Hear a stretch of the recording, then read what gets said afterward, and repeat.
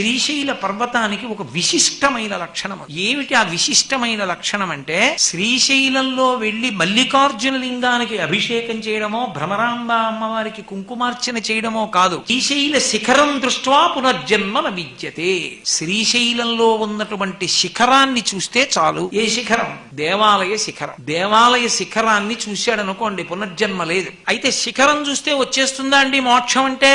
వస్తుంది. ఒకప్పుడు పార్వతీదేవి ఈ ప్రశ్న పరమశివుణ్ణి అడిగింది. అంటే పార్వతీదేవికి తెలియదా అండి అని అనుకోకండి. మనకి చెప్పడానికి ఆది దంపతులు అలా ఆడుతూ ఉంటారు నాటకం. అయ్యా, ఇంతమంది వచ్చి చూస్తున్నారు కదా, శిఖరం కనపడిన వాళ్ళందరికీ మోక్షం వస్తుందా అని అడిగింది పార్వతీదేవి. ఆయన అన్నాడు, వస్తుంది. ఎవరికి వస్తుందని అడిగింది. ఎవరికి వస్తుందో చూపిస్తాను రా అన్నాడు. విభూతి కుండ ఉంది కదా కింద, అందులో పరమశివుడు వృద్ధ బ్రాహ్మణ రూపంలో దిగబడిపోయాడు. చెయ్యొక్కటి బయట పెట్టాడు, పెద్ద అరుపులు అరుస్తున్నాడు. అయ్యో, నన్ను ఎవరైనా పైకి లాగండి, పైకి లాగండి, పైకి లాగండి అని. పార్వతీదేవి వృద్ధ బ్రాహ్మణి రూపంలో ఏడుస్తోంది. అయ్యో, నా భర్త ఊబిలో దిగిపోతున్నాడు, ఎవరైనా వచ్చి తీయండి అని. పరుగు పరుగున వచ్చారు కొంతమంది, మేము లాగుతామని. అయ్యో, నా భర్తని లాగేటప్పుడు కించిత్ పాపం లేకపోతేనే లాగాలి. అయ్యో, మేము చేసినవి చాలా ఉన్నాయమ్మా అని వెళ్ళిపోయారు. ఒక వేశ్య, ఆమె జీవితం అంతా పడుపు వృత్తితో గడిపింది. ఆవిడ వచ్చింది. వచ్చి, అమ్మా నేను లాగుతాను, నువ్వే పాపం చేయలేదా అంది. చెయ్యకేమ్మా, నేను వేశ్యా వృత్తిలో ఉన్నాను, ఎన్ని పాపాలు చేశానో. శ్రీశైల శిఖరం చూశాను కాబట్టి నాకు మోక్షానికి అర్హురాలను. అంటే నాకు పాపం లేదు, పుణ్యం లేదమ్మా.